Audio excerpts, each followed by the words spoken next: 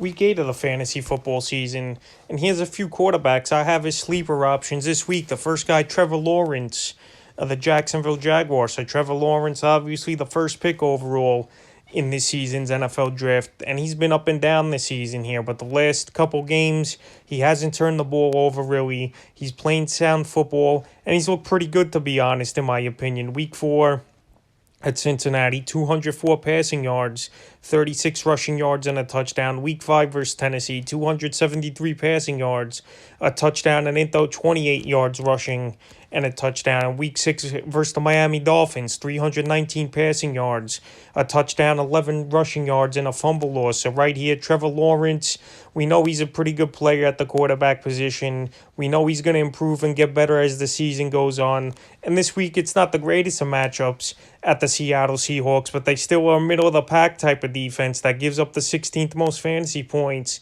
to quarterbacks. So this week, I think Trevor Lawrence could find the end zone a couple times in this one. And obviously, he might turn it over as well a few times. But this week, I think he could get anywhere from 18 to 20 fantasy points.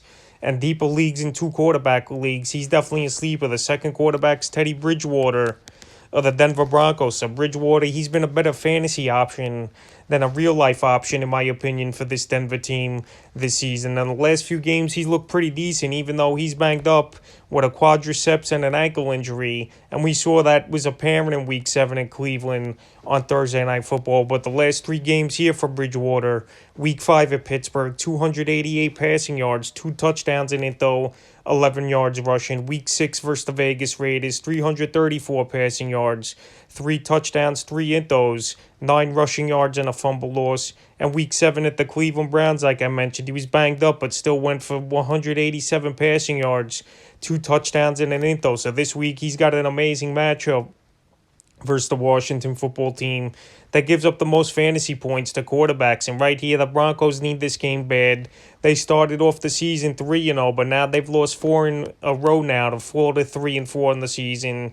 And it starts with Teddy Bridgewater. Now he's getting Jerry Jeudy back in the lineup, which is a big plus here for him in this offense. Another good playmaker at the wide receiver position. And I think in this game versus Washington, he could have a pretty good ball game. And I like Bridgewater as a sleeper option this week. And he's available in 73% of fantasy leagues. And the third and final quarterback I like as a sleeper option this week's Daniel Jones of the New York Giants. So Jones, he's been Jekyll and Hyde this season here with some monster fantasy games and then some games where he didn't do much. But last week he got back on track here was Daniel Jones versus the Carolina Panthers. 203 passing yards, a touchdown, 28 rushing yards, and he also added a catch as well for 16 yards. So Daniel Jones this season, he's definitely improving from where he was a few seasons ago, turning the ball over nonstop, even though I think he could turn it over a few times in this game. This Kansas City Chief defense, we know they're not that good of a unit here,